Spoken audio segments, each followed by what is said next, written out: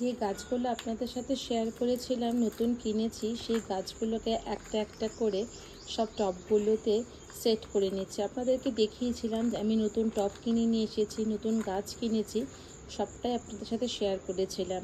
নতুন বাগানের জন্য প্রচুর পরিমাণে গাছ দরকার, সেই গাছগুলো সবগুলোকেই নিয়ে আসা হয়েছে। দেখুন একটা একটা করে সব গাছগুলোকে তৈরি করানোর জন্য এখানটায় আমি গামলার মধ্যে মাটিগুলো ভরে দেওয়া হয়েছে। ফিডলটা লাগানো হয়ে গেছে, আপনারা দূর থেকে খেয়াল করতে পারছেন যে ফিডলটা লাগানো হয়ে গেছে।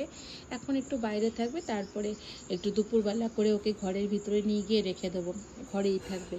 বাকি দেখুন এটা একটা পাম গাছ, এটাকেও লাগিয়ে দেওয়া হচ্ছে। দেখতেই পাচ্ছেন যে পাম গাছটা কেমনভাবে লাগানো হলো। আগেও আপনাদের সাথে শেয়ার করেছিলাম যে গাছ কেমনভাবে আমি লাগাই। তো একই রকমভাবে এখানটা এই মাটিগুলোর মধ্যে অনেকভাবে ওরা সার, গোবর সার মিশিয়ে রেখে দিয়েছে, সেগুলোকে দিয়ে